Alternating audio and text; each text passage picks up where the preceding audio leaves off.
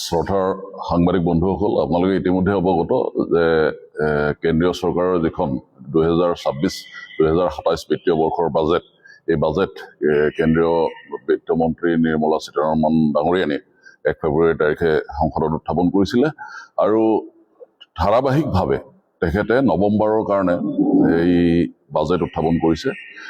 আৰু 2014 চনত প্ৰধানমন্ত্ৰী নৰেন্দ্ৰ মোদী ডাঙৰীয়াৰ নেতৃত্বত কেন্দ্ৰীয় চৰকাৰ যেতিয়া শাসনত অধিষ্ঠিত হৈছিলে, তেতিয়াৰ পৰা আজিকো প্ৰতি সামগ্ৰিকভাৱে এই বাজেটে অসম তথা উত্তৰ পূৰ্বাঞ্চলৰ প্ৰতি কেন্দ্ৰীয় চৰকাৰ বা দিল্লীৰ যি নেতৃত্ব, এই নেতৃত্বৰ দৃষ্টিভংগী পৰিৱৰ্তনৰ যিটো বতৰা, সেই বতৰা এই বাজেটেও প্ৰতিফলিত কৰিছে।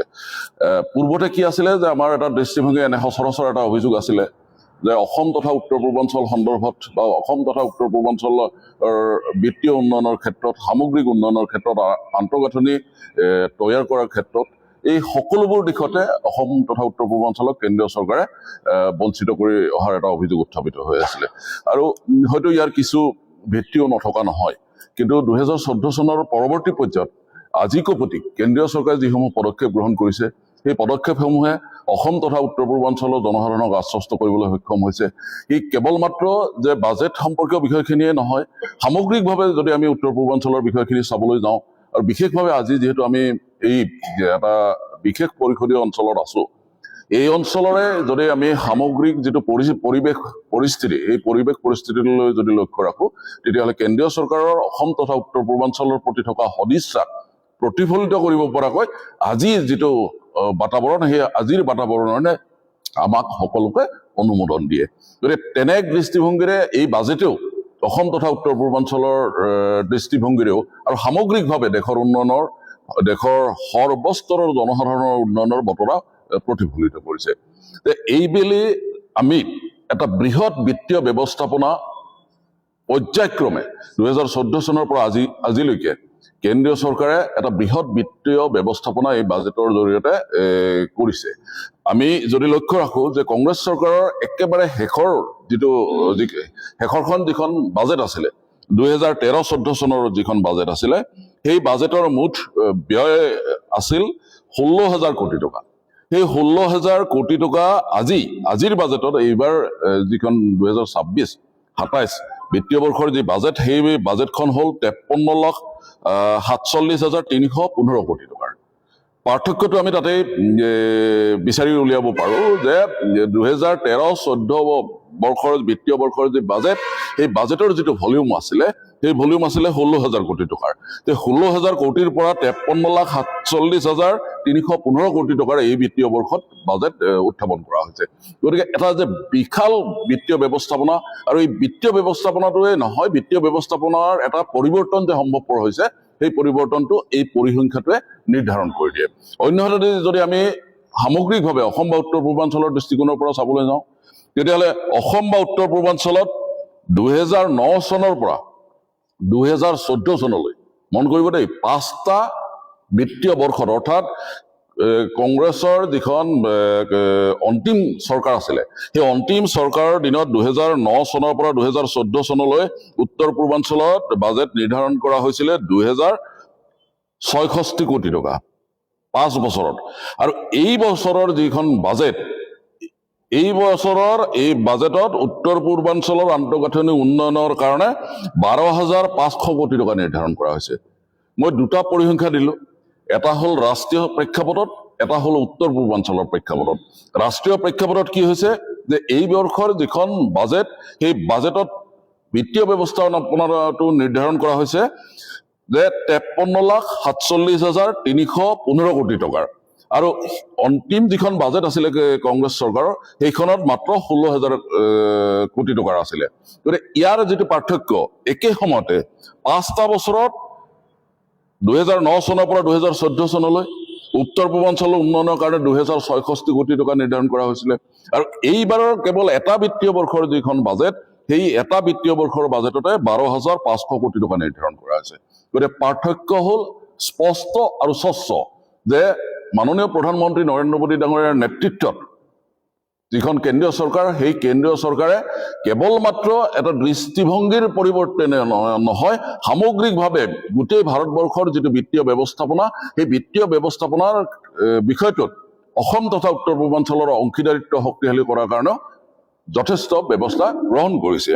মই এটা উদাহৰণ দিওঁ আপোনালোকক, যে এটা বিশেষ ব্যৱস্থা আছে 2014 চনৰ পৰা বিশেষ ব্যৱস্থা এটা লোৱা হৈছে। সেই ব্যৱস্থাটো কি, যে GBS অৰ্থাৎ গ্ৰছ বাজেটাৰী ছাপোৰ্ট, মানে উত্তৰ পূৰ্বাঞ্চলৰ প্ৰতি গ্ৰছ বাজেটাৰী ছাপোৰ্ট, এটা বাজেটৰ জৰিয়তে যাতে উত্তৰ পূৰ্বাঞ্চলৰ গোটেই বিত্তীয় যিটো ব্যৱস্থা, সেই বিত্তীয় ব্যৱস্থাটো শক্তিশালী কৰিব পৰা যায়, আন্তঃগাঁথনি নিৰ্মাণৰ কাম শক্তিশালীভাৱে ৰূপায়ণ কৰিব পৰা যায়, সামগ্ৰিক উন্নয়ন উত্তৰ পূৰ্বৰ জনসাধাৰণৰ নিশ্চিত কৰিব পৰা যায়, তাৰ কাৰণে 2014 চনৰ পৰা এটা ব্যৱস্থা কৰা হৈছে। সেইটো হ'ল যে গ্ৰছ বাজেটাৰী ছাপোৰ্ট। এই গ্ৰছ বাজেটাৰী ছাপোৰ্ট কি, যে প্ৰতিটো মন্ত্ৰালয়ৰ বিভিন্ন বিভাগ আছে কেন্দ্ৰীয় চৰকাৰৰ, প্ৰতিটো মন্ত্ৰালয়ৰ পৰা উত্তৰ পূৰ্বাঞ্চলৰ উন্নয়নৰ কাৰণে 10% ধন ধাৰ্য কৰাটো নিয়মত পৰিণত কৰা হৈছে। এইটোৱে হ'ল গ্ৰছ বাজেটাৰী ছাপোৰ্ট বা GBS বুলি যিটো কথা কোৱা হয়। 2014 চনৰ পৰা প্ৰতিখন বাজেটতে প্ৰতিটো যি মন্ত্ৰালয়, প্ৰতিটো যি বিভাগ আছে, সেই প্ৰতিটো বিভাগৰে 10% পুঁজি উত্তৰ পূৰ্বাঞ্চলৰ উন্নয়নৰ কাৰণে নিৰ্ধাৰণ কৰিব লাগিব। এই নিয়ম পালন কৰি থকা হৈছে। গতিকে তাতেই আমাৰ উত্তৰ পূৰ্বাঞ্চলৰ প্ৰতি, অসমৰ প্ৰতি যি এক ইতিবাচক আৰু সদৰ্থক ভূমিকা কেন্দ্ৰীয় চৰকাৰক তাৰ প্ৰতিপন্ন কৰিব পৰা যায়। কিয় এইবাৰ যদি সামগ্ৰিকভাৱে আমি গোটেই দেশখনৰ কথাটো চাবলৈ যাওঁ, গোটেই দেশখনৰ কথাটো চাবলৈ গ'লে যে আমাৰ যি তৃতীয় আৰু চতুৰ্থ বৰ্গৰ যিসকল চাকৰিয়াল আছে, সেই তৃতীয় আৰু চতুৰ্থ বৰ্গৰ চাকৰিয়ালসকলৰ কাৰণে যিটো ইনকাম টেক্স, সেই ইনকাম টেক্সৰ আয়কৰ পৰিশোধ কৰিব নলগা যিটো ব্যৱস্থা কৰা হৈছে, সেই ব্যৱস্থাই আমাৰ যিখিনি নিম্ন মধ্যবিত্ত যিসমূহ পৰিয়াল আছে, সেই নিম্ন মধ্যবিত্ত পৰিয়ালসমূহক এটা সাংঘাতিক ধৰণৰ অৰ্থনৈতিক সকাহ দিবলৈ সক্ষম হ'ব। গতিকে এনেধৰণৰ বিভিন্ন কল্যাণকামী পদক্ষেপ আছে, যথেষ্ট দীঘলীয়া ইতিবাচক যথেষ্ট বিন্দু আছে। আমি গোটেই বাজেটখনৰ সামগ্ৰিক বিশ্লেষণলৈ নগৈ আমি বিশেষভাৱে যে উত্তৰ পূৰ্বাঞ্চল কেন্দ্ৰিক বা অসম কেন্দ্ৰিক দুটামান বিন্দু আপোনালোকৰ সন্মুখত উত্থাপন কৰি এই বাজেটখনৰ যিটো অসম তথা উত্তৰ পূৰ্বাঞ্চলৰ প্ৰতি কঢ়িয়াই অনা যিটো আশাৰ বতৰা, সেই আশাৰ বতৰাক প্ৰতিফলিত কৰিব পৰাকৈ কেইটামান বিন্দু আপোনালোকৰ সন্মুখত আমি উল্লেখ কৰিব বিচাৰিছো। যে এই যিখন জনমুখী বাজেট, এই বাজেটত অসম আৰু ত্ৰিপুৰাৰ বাবে টেক্সটাইল পাৰ্ক, আমি সকলোৱে জানো যে অসম হওক বা ত্ৰিপুৰা হওক, যে হস্তশিল্প বা বয়ন শিল্পৰ ক্ষেত্ৰত যথেষ্ট এটা অগ্ৰণী বা কাৰিকৰীভাৱে হওক বা সামগ্ৰিকভাৱে গোটেই আন্তঃগাঁথনিৰ স্তৰতে হওক এটা শক্তিশালী ভূমিকা ল'ব পৰা বা সম্ভাৱনা থকা দুখন ৰাজ্য। এই দুয়োখন ৰাজ্যৰ কাৰণে ইতিমধ্যে টেক্সটাইল পাৰ্কৰ কাৰণে এই বাজেটত পুঁজি নিৰ্ধাৰণ কৰা হৈছে। ব্ৰহ্মপুত্ৰৰ ওপৰত যিটো আজি চাওক পৰ্যটনৰ যিটো বিষয়, পৰ্যটনৰ বিষয়টো অৰ্থনৈতিক স্বাৱলম্বিতাৰ লগত ওতঃপ্ৰোতভাৱে জড়িত, ই পৰিপূৰক বিষয়। গতিকে পৰ্যটনৰ ক্ষেত্ৰত বিভিন্ন পদক্ষেপ গ্ৰহণ কৰা হৈছে। বিভিন্ন চাৰ্কিটত আমাৰ টুৰিজিম ছেক্টৰটো ডেভেলপ কৰাৰ কাৰণে ব্যৱস্থা কৰা হৈছে।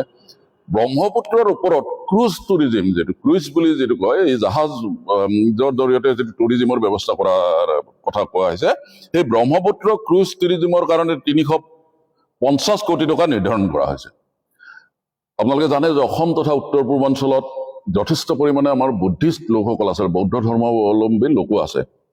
এই বৌদ্ধ ধৰ্মাৱলম্বী যিসমূহ অঞ্চল আছে বা আমি প্ৰত্যেকে জানো যে যিখিনি উপাসনাৰ কাৰণে তেখেতসকলৰ যিখিনি মন্দিৰ থাকে বা ধৰ্মস্থান থাকে, এইসমূহ সাংঘাতিক ধৰণে, বিশেষকৈ ছিকিমৰ উদাহৰণ আমি ল'ব পাৰোঁ। সেই ছিকিমৰ যি ধৰণৰ উদাহৰণ আছে, অৰুণাচলৰ যি ধৰণৰ উদাহৰণ আছে, সামগ্ৰিকভাৱে উত্তৰ পূৰ্বাঞ্চলত য'ত অসমো অন্তৰ্ভুক্ত, বৌদ্ধ চাৰ্কিট উন্নয়নৰ কাৰণে 1200 কোটি টকা নিৰ্ধাৰণ কৰা হৈছে।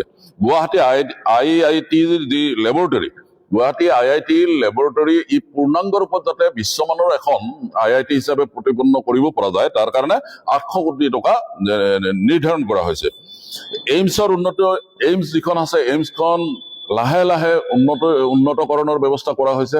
আৰু এইবাৰৰ যিটো বাজেট, এই বাজেটত 1500 কোটি টকা এইমছৰ উন্নতিৰ কাৰণে নিৰ্ধাৰণ কৰা হৈছে। তো ভাবি চাওক এই এইমছখন যাতে দিল্লী এইমছৰ সমপৰ্যায়ত যাব পাৰে তাৰ কাৰণেও চৰকাৰে ব্যৱস্থা গ্ৰহণ কৰিছে আৰু তাৰ কাৰণে আন্তঃগাঁথনি সম্পূৰ্ণ কৰাৰ কাৰণে যিটো বিত্তীয় সাহায্য লাগে সেই বিত্তীয় সাহায্য এইবেলিৰ যিখন বাজেট সেই বাজেটত নিৰ্ধাৰণ কৰা হৈছে 1500 কোটি টকা এইমছৰ উন্নীতকৰণৰ কাৰণে ধাৰ্য কৰা হৈছে আৰু আমি এটা কথা জানো যে অসমত কৰ্কট ৰোগীৰ সংখ্যাটো অলপ বেছি কৰ্কট ৰোগ চিকিৎসাৰ কাৰণে ইতিমধ্যে ৰাজ্য চৰকাৰৰ উদ্যোগতো টাটা ট্ৰাষ্টৰ লগত কলাবৰেশ্যনত যথেষ্টখিনি কাম কৰি থকা হৈছে যথেষ্টখিনি চিকিৎসালয় ইতিমধ্যে হৈছে কিন্তু কেন্দ্ৰীয় চৰকাৰৰ বাজেটতো যে অসমত কৰ্কট ৰোগ চিকিৎসাৰ ক্ষেত্ৰত 800 কোটি টকা নতুনকৈ নিৰ্ধাৰণ কৰা হৈছে জনজাতি শিশু পৰিপুষ্টিৰ কাৰণে 500 কোটি যে আমাৰ এটা কি হয় যে আমাৰ সচৰাচৰ কিছু কিছু অঞ্চলত আমাৰ যিসকল শিশু আছে এনিমিয়াত ভোগা পৰিলক্ষিত হয় গতিকে এই আমাৰ বিশেষভাৱে এইটো এটা গুৰুত্বপূৰ্ণ দিশ যে আমাৰ জনজাতীয় যিসমূহ এলেকা আছে অসম তথা উত্তৰ পূৰ্বাঞ্চলত এই জনজাতীয় এলেকাসমূহত যাতে পৰিপুষ্টিৰ বিষয়টো এটা গুৰুত্বপূৰ্ণ বিষয় হিচাপে নিৰ্ধাৰণ কৰিব পৰা যায় তাৰ কাৰণে যি আন্তঃগাঁথনি নিৰ্মাণ কৰিব লাগে তাৰ কাৰণেও 500 কোটি টকা এই বাজেটত নিৰ্ধাৰণ কৰা হৈছে অসমত IT হাব নিৰ্মাণ কৰাৰ কাৰণে 1000 কোটি টকা তথা উদ্যোগীকৰণৰ বাবে 7 কোটি টকা ধাৰ্য কৰা হৈছে মই এটা সৰু উদাহৰণ দিছো আপোনালোকৰ সন্মুখত যে সেমিকণ্ডাক্টৰৰ যিটো ইণ্ডাষ্ট্ৰি সেই সেমিকণ্ডাক্টৰৰ ইণ্ডাষ্ট্ৰি ইতিমধ্যে কাম-কাজ জাগিৰোডত আৰম্ভ হৈছে ই উৎপাদনো আৰম্ভ কৰিব পৰৱৰ্তী পৰ্যায়ত গতিকে ইয়াৰ কাৰণে যি টেকনিক্যাল সাপোৰ্ট বা সামগ্ৰিকভাৱে বিপণনৰ যিটো ব্যৱস্থা লাগে সেই ব্যৱস্থাৰ কাৰণে IT হাব হিচাপে অসম বা উত্তৰ পূৰ্বাঞ্চলক গঢ়ি তোলাটো অত্যন্ত গুৰুত্বপূৰ্ণ আৰু সেই কাৰিকৰী দিশলৈ লক্ষ্য ৰাখি পেলাই এই বাজেটত IT হাবৰ কাৰণে 1000 কোটি টকা নিৰ্ধাৰণ কৰা হৈছে